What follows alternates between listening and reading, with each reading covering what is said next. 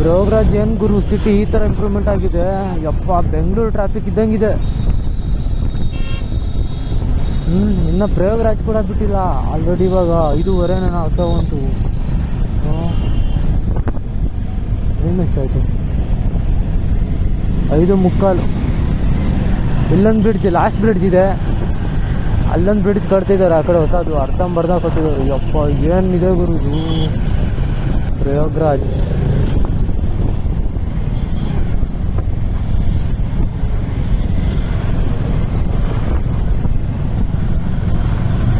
ಏನು ಟ್ರಾಫಿಕ್ಕು ಯಪ್ಪ. ಟ್ರಾಫಿಕಲ್ಲಿ ಬಂದು ಕಾಲೆಲ್ಲ ಸುಟ್ಟೋದಂಗೆ ಇದ್ದಂಗೆ ಇಂಜನ್ ಹೀಟಿಗೆ ಆ ಥರ ಬೆಂದು ಹೋಗ್ತಿದೆ ಗುರು ಯಪ್ಪ. ನಾವು ಬೇರೆ ಲಾಂಗ್ ರೋಡ್ ಹೊಡ್ಕೊಂಡು ಬಂದಿರೋದಕ್ಕೂ ಇಲ್ಲಿ ಸಿಟಿಲಿ ಟ್ರಾಫಿಕಲ್ಲಿ ಸಿಕ್ಕೊಂಡಿದ್ದಕ್ಕೂ ಲಕ ಬೈಪಾಸ್ ರೋಡ್ ಬೇರೆ ಇಲ್ಲ ಈ ಊರಿಗೆ. ಯಾಕಂದರೆ ಅಫ್ಕೋರ್ಸ್ ಹೊಳೆ ಇದೆ, ಅದಕ್ಕೋಸ್ಕರ. ಇದೇನು ಹೊಳೆನಾ, ಏನು ಸಮುದ್ರನ, ಏನಿದು? ಗುರು ಕಮ್ಮಿ ಇಲ್ಲ ಗುರು ಇದು. ಏನು ಇದು? ಮರ ಎಲ್ಲ ಬೆಳ್ಕೊಂಡಿದೆ ಒಳಗಡೆ. ಇವಾಗಲೇ ಹೆಂಗಿದೆ, ಇನ್ನು ಮಳೆಗಾಲ ಟೈಮಲ್ಲಿ ಇನ್ನೇನು ಥರ ಇರ್ಬೇಕು ಗುರು ಇದು. ಕೆಳಗಡೆಲ್ಲ ಟೆಂಟ್ ಹಾಕಿದ್ದಾರೆ.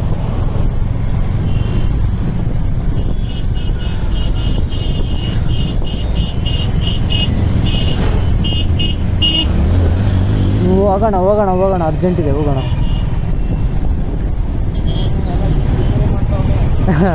ಗ್ಯಾರೇಜ್ ಇಲ್ಲೇ ಓಪನ್ ಮಾಡ್ತಾನೆ.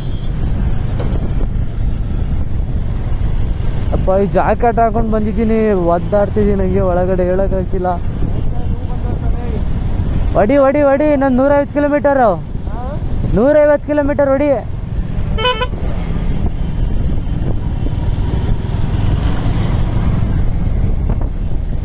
ಒಂಬತ್ತುವರೆ ರೀಚ್ ಆಗೋದು.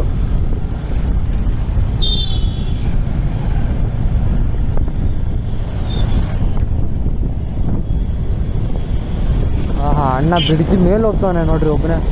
ಹೋಗಕ್ಕೆ ದಾರಿ ಇದೆಯಲ್ವ ಗೊತ್ತಿಲ್ಲ.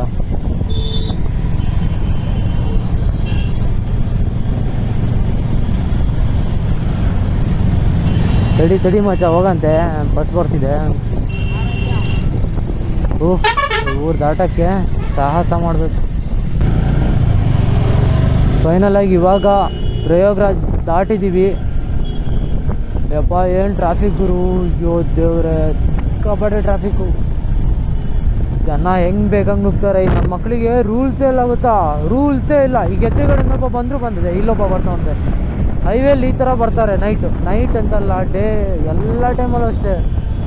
ಹೆಂಗೆ ಬೇಕಾದ್ರೆ ಇವನೊಬ್ಬ ಯೂಟರ್ನ್ ನೋಡಿತಿದ್ದಾನೆ, ಹೆಂಗೆ ಬೇಕಂಗೆ ನುಗ್ತಾರೆ ಗುರು, ಹೆಂಗೆ ಬೇಕಂಗೆ ನುಗ್ತಾರೆ. ಒಂದು ಚೂರು ಇದೇ ಇಲ್ಲ, ಆ ಥರ ನುಗ್ತಾರೆ.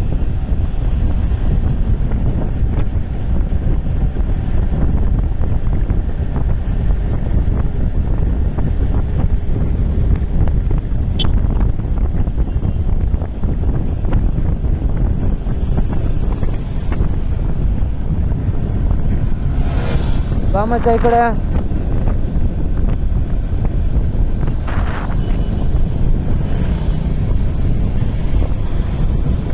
ಸ್ಟ್ರೈಟ್, ಒಂದೇ ರೋಡು ಸ್ಟ್ರೈಟ್. ನೋಡಿದೆ ಇಲ್ಲಿ ಹಿಂಗಿರ್ತಾರೆ ಜನ, ಒಂದೇ ಸಲ ಬರ್ತಿರ್ತಾರೆ. ಅಪ್ಪ ದೇವ್ರೆ, ನಾವಂತೂ ಫಸ್ಟೇ ಫಿಕ್ಸ್ ಆಗಿದ್ದೀವಿ.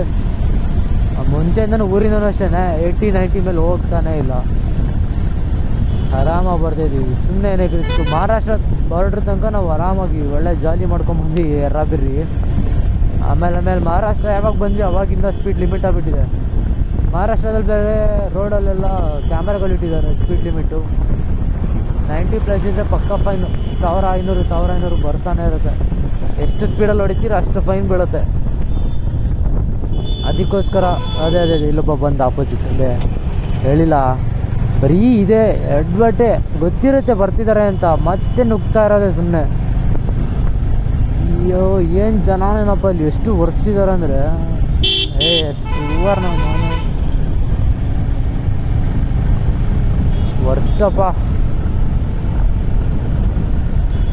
ಪ್ಲೇಸ್ ಎಲ್ಲ ಚೆನ್ನಾಗಿದೆ. ಎಂಥ ಪ್ಲೇಸ್, ಹೆಂಗೆ ಇಂಪ್ರೂವ್ಮೆಂಟ್ ಮಾಡಿ ಇಟ್ಕೋಬೋದು ಇನ್ನು. ಇವರೆಷ್ಟು ಏನು ಹೇಳ್ತೀರಾ,